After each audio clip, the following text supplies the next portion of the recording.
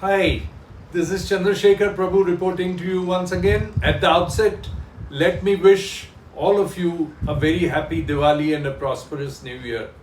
May the New Year bring you happiness and keep all members of your family and your friends in the best of health. Today we are discussing the concerns expressed to us by the financial institutions who are willing to fund the cooperative housing societies for self-redevelopment schemes.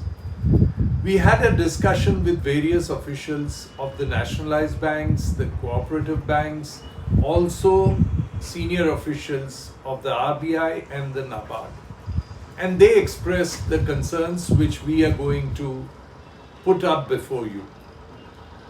Some of the developers, quite a few of the developers have found it very difficult to continue their operations and their financial condition is in a bad shape.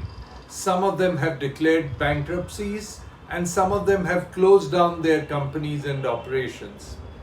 In order to keep their establishment going, they have started new companies and are approaching cooperative housing societies for being their project managers.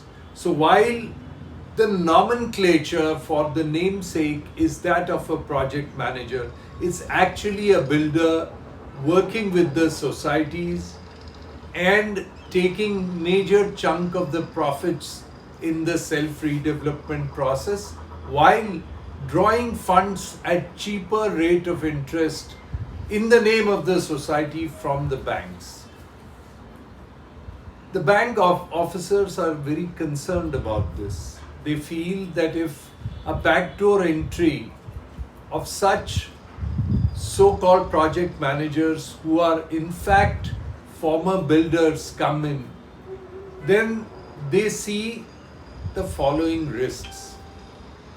The first risk that they feel is that if these organizations in their earlier avatar owe money to a lot of their suppliers and other things, if they are working for the cooperative housing society, then the problem will be that the tendency to appoint the people whom they owe money on these projects will be there and the project quality will suffer. Secondly, they feel that some of the developers are in the habitual, they have a habit really, they are habitually defaulting on payments and hence they would take money on behalf of the society for the construction work and maybe siphoning it off to someone. So they feel very concerned that if the societies do not appoint the correct kind of professionals and appoint such professionals who are earlier in the habit of defaulting the money to be given to financial institutions, then the self-development project will suffer. There is another risk which was pointed out to us, that some of the societies have been thinking in terms of handing over their site for construction to such contractors who say that you don't pay us, we will build the building and we will sell the surplus area and we will recover the cost of construction.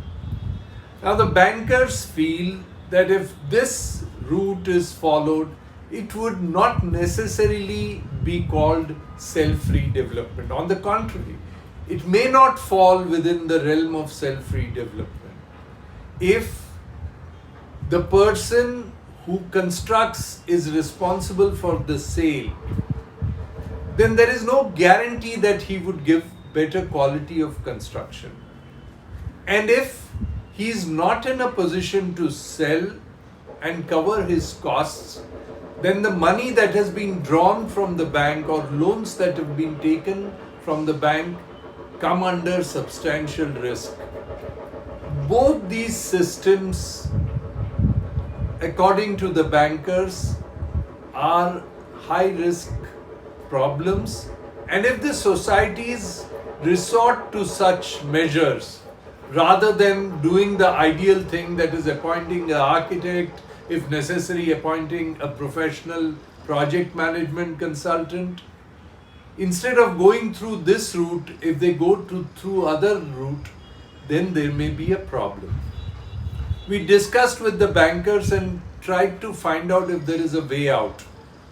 They felt that if large corporate houses who are essentially not in the main business of real estate and construction, but who have engineering services and other services that are required for construction and are financially sound big corporate houses, if they help the cooperative housing societies in self-development process, then the corporate houses can raise funds on their own for such self-development projects. They can also draw money as loans from these banks, because otherwise also they would have a line of credit from these banks for their other projects and for their other businesses which are doing well. Then if the corporate houses help the cooperative housing society, then self-redevelopment is very much possible. The corporate houses, with their brand image and their experience in engineering, in providing engineering services and project management services, will be able to construct good quality construction. They would be financially sound, and the banks would not hesitate to give them loans, because the banks finally are just interested in ensuring that the money that they lend to the cooperative housing society comes back. So to that extent, their risk is reduced. So it may be in order for the societies also to approach corporate houses and try and convince them to help the cooperative societies for the purposes of self-redevelopment. The corporate houses may require the surplus area created in self-redevelopment for the purposes of housing their executives as well. They may have a requirement for that area which the societies may help them in. With this, we can make the self-redevelopment scheme successful, and the banks are very happy to lend to such schemes. With this is Chandrashekhar Prabhu bidding you au revoir, promising you to be back with new posts on many more subjects. Bye for now and happy Diwali.